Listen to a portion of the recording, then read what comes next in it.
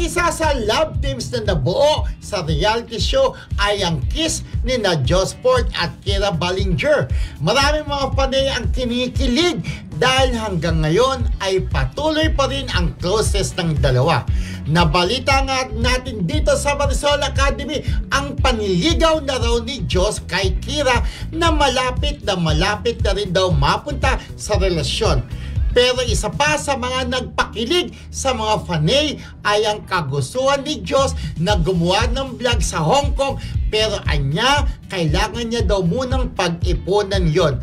Ayaw naman daw niyang pabayaan sa Kira. Maraming kinilig sa sinabing ito ng young actor. Talbog. Jason Hernandez pala. Jason Hernandez kasabi ko, di ba? So ito na bet, si Kira Ballinger at si Joshua, Josport.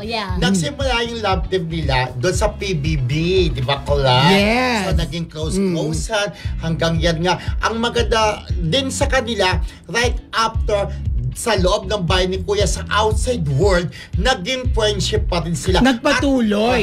At mas lumalim yung kanilang pagiging magkaibigan. At ayun nga, nagkaroon na sila mga collaboration. Kung nakita mo sa TikTok, yung sayaw-sayawan nila na sabi niya, sweet, I'm sorry, we're late, sabi nga. At saka yung may ginawa sila, nag-bis-bis sila ng pang-wedding gown, kasi diba?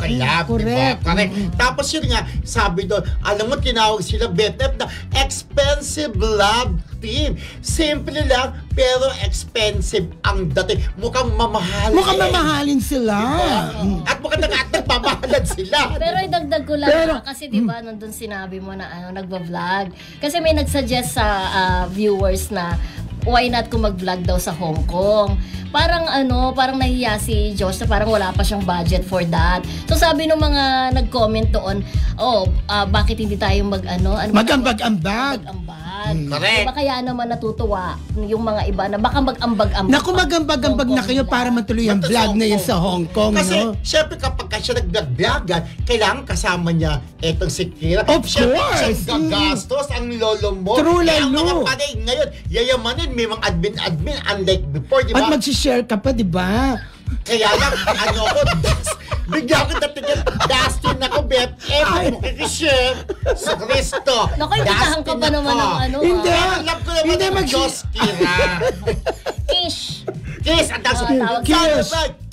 Everybody dance now, gano'n. Pero di ba dati nasabi ni Kira na magaan ang loob niya talaga kay Josh.